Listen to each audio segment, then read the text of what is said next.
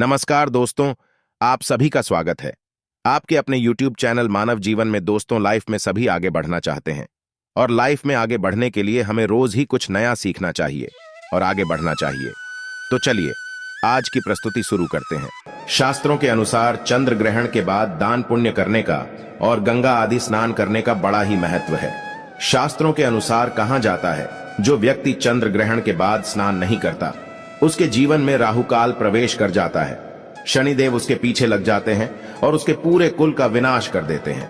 इसीलिए चंद्र ग्रहण के दौरान नहाते समय नहाने वाली बाल्टी में पानी में डाल लेना, यह एक चीज, और स्नान जरूर करना। दोस्तों, अगर आप धनबाद ना हो जाएं, करोड़पति ना हो जाएं, बीमारी से हमेशा आप बचे रहेंगे, आप मालामाल हो जाएंगे, आपका भाग्य चमक जाएगा। देखिए, आज हम आपको बताएंगे कि ग्रहण के दौरान कैसे स्नान करना चाहिए और कब स्नान करना चाहिए, किस समय स्नान करें ताकि ग्रहण का प्रभाव आपके जीवन पर ना पड़े। ग्रहण में नहाना बहुत ही आवश्यक है, लेकिन कब नहाना चाहिए यह हम आपको बताएंगे।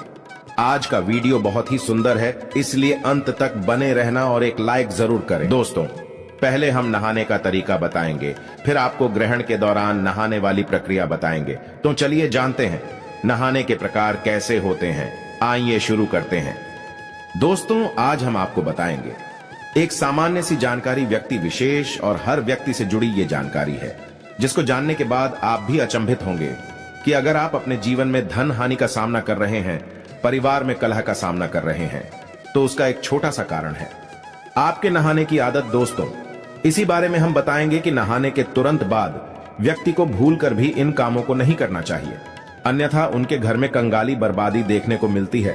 और दोस्तों, चाहे कुछ भी हो जाए, भूलकर भी ऐसे स्नान कभी मत करना, नहीं तो आपका परिवार बर्बाद हो जाएगा। दोस्तों, इसका सीधा सीधा कारण होते हैं हम स्वयं कुछ ऐसी गलतियां करते हैं जिनकी वजह से हमें परेशानियां देखने को मिलती है। आगे बढ़ने से पहले आपसे एक विनती करते हैं कि अभी तक आपने हमारे चैनल को सब्सक्राइब नहीं किया है तो चैनल को सब्सक्राइब करके बेल आइकन जरूर दबाइएगा।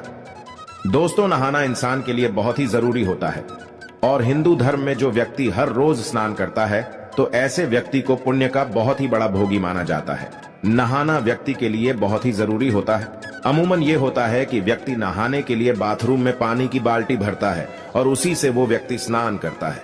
ये तो बहुत ही अच्छी बात है, लेकिन कई लोग क्या करते हैं कि नहाने के बाद बाल्टी और जो नहाने की सामग्री है उसको ऐसे ही छोड़ देते हैं। दोस्तों, बाल्टी में आधा जल भरकर ऐसे ही रख देते हैं।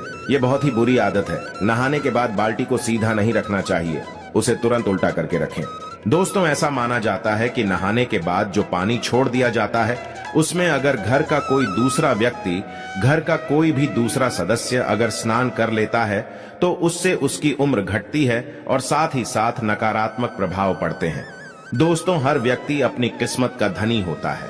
हर व्यक्ति के पास अपनी एक सकारात्मकता होती है, अपनी एक नकारात्मकता होती है, जिसके अनुरूप अगर आपका समय बुरा चल रहा होता है और अगर आप ऐसा कार्य करते हैं तो आपके परिवार के लोगों को भी उतना ही देखना पड़ता है जितना आपको देखना पड़ता है। तो नहाने के तुरंत बाद आपको कभी भी अपनी बाल्टी में जल भरकर नहीं रखना चाहिए। दोस्तों, इससे कई नुकसान हैं। एक तो पानी की बर्बादी होती है, साथ ही साथ परिवार में कष्ट बढ़ते हैं। ऐसे में भूल कर भी ये कार्य तो भूल कर भी ना करें, और अगर संभव हो तो आपको नहाने के लिए शावर का यूज करना चाहिए। इससे धरती का जल भी बचता है और साथ ही साथ आपके कार्य में पानी भी कम लगता है। दोस्तों, अगर आप ऐसा भी नहीं करते हैं तो कोई बात नहीं, पर आपको भूल कर भी नहाने का पानी नहीं छोड़ना चाहिए ताकि इससे आपको बर्बादी का सामना ना करना पड़े। दोस्तों, एक बात और है कि कई लोग क्या करते हैं कि नहाने के बाद विशेष तौर पर पुरुष अपने जो भीतर पहनने वाले कपड़े होते हैं, बनियान और अंडरवियर, कभी भी ऐसे कपड़े महिलाओं से नहीं धुलवाने चाहिए। ऐसे कपड़े जब कोई स्त्री धोती है तो पूरे परिवार को पाप लग जाता है। दोस्तों, इन वस्त्रों को अंतर्वस्त्र कहा जाता है। इन्हें व्यक्ति को स्वयं ही धोना चाहिए। इसे बाथरूम में ऐसे ही छोड़कर नहीं रखना चाहिए और विशेष तौर से इन्हें रात्रि के समय में तो गिला करके भूल कर भी नहीं छोड़ना चाहिए। इससे घर में नकारात्मकता आती है और व्यक्ति विशेष के अंदर अगर नकारात्मकता प्रवेश कर जाती है तो उसके जीवन में बहुत बड़े कष्ट देखने को मिलते हैं। दोस्तों, इसलिए स्त्री और पुरुष को अपने अंतर्वस्त्र खुद ही धोने चाहिए। इसे गलती से भी किसी दूसरे व्यक्ति से नहीं धुलवाना चाहिए और इस बात का आपको विशेष ध्यान रखना चाहिए। लेकिन हाँ, जब कोई पति अपनी पत्नी से अंडरवियर या अंतर्वस्त्र धुलवाता है तो उसके पति को दोष लगाते हैं और उसके पति की धीरे धीरे कंगाली बर्बादी तथा जब उन पर दोष लगाते हैं तो उनकी मृत्यु भी हो जाती है। वह बीमार पड़ जाते हैं, उनके जीवन पर ग्रहण लग जाता है। इसीलिए अंतर वस्त्र स्वयं ही धोने चाहिए। दोस्तों, कई लोग क्या करते हैं कि नहाकर आने के तुरंत बाद वे व्यक्ति अपने पैरों को धोते हैं और आपको भूलकर भी ऐसा नहीं करना चाहिए। नहाने के बाद मन पवित्र हो जाता है और आपको प्रभु भक्ति में मन लगाना चाहिए। आप अपने पैरों को धोकर वापस अशुद्धता का कार्य करते हैं। पैर धोकर आप सोचते हैं मन ही मन कि आप शुद्ध हो गए हैं, लेकिन हिंदू धर्म में ऐसा वर्जित माना जाता है। हिंदू धर्म में पैरों से सर की तरफ स्नान किया जाता है। दोस्तों, व्यक्ति को नहाते समय भूलकर भी में मौन रहकर नहीं नहाना चाहिए। हिंदू धर्म में ऐसी मान्यता है कि नहाते समय मंत्रों का उच्चारण किया जाता है, हरि भजन का उच्चारण किया जाता है या मन ही मन कोई गाना गुनगुनाते हैं। लेकिन जब आप नहा रहे होते हैं तो मौन रहकर नहीं नहाना चाहिए, क्योंकि इसे वैज्ञानिक दृष्टि से भी गलत माना गया है। दोस्तों, विशेष तौर पर सुहागन महिलाओं को तुरंत नहाकर आने के बाद सिंदूर नहीं लगाना चाहिए। ऐसा माना जाता है कि अगर कोई महिला ऐसा करती है तो इससे उसके पति की आयु कम हो जाती है। लेकिन हाँ, सिंदूर तो नहाने के बाद ही लगाया जाता है।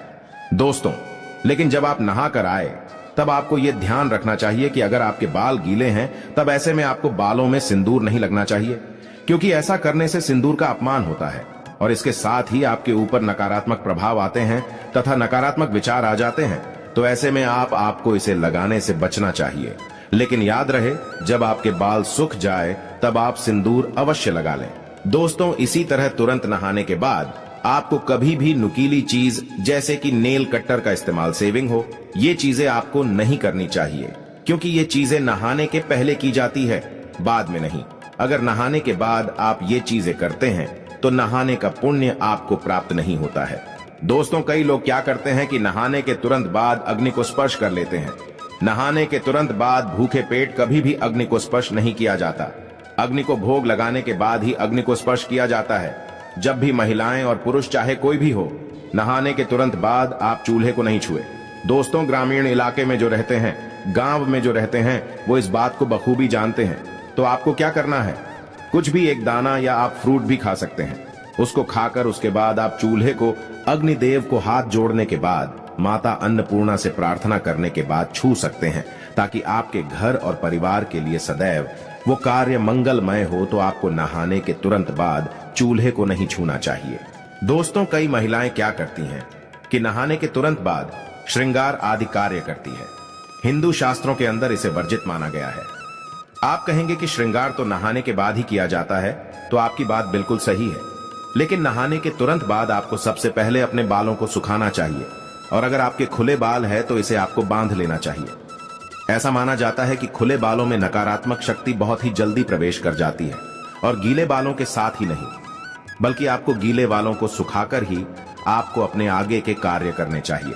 तो अगर आपके बाल गीले हैं तब आपको कभी भी श्रृंगार कार्य नहीं करना चाहिए, ताकि आपको उसका पुण्य फल प्राप्त हो, न कि आपको उसका नुकसान देखने को मिल जाए। दोस्तों, कई लोग क्या करते हैं कि नदी स्नान करते हैं। तो आपको ये जरूर ध्यान रखना चाहिए कि जब भी आप नदी स्नान करें तब नदी का स्नान करने से पहले सबसे पहले आपको अपने हाथों से, आप जब नदी के अंदर प्रवेश करें तब आपको नदी माता को प्रणाम, और साथ ही अपने अच्छे स्वास्थ्य की कामना के साथ ही आपको नदी में प्रवेश करना चाहिए। जब आपका स्नान पूरा हो जाए तब आपको ध्यान रखना चाहिए कि जल की कुछ बूंदें आपको भगवान सूर्य देव को अवश्य ही अर्पित करना चाहिए, और अगर आप ऐसा नहीं करते हैं तो आपको नदी स्नान का पुण्य फल प्राप्त नहीं होता है। शास्त्रों के अनुसार ऐसा माना जाता है कि अगर आप नदी में स्नान करने जा रहे हैं तो सबसे पहले आपको नदी माता को प्रणाम करना चाहिए।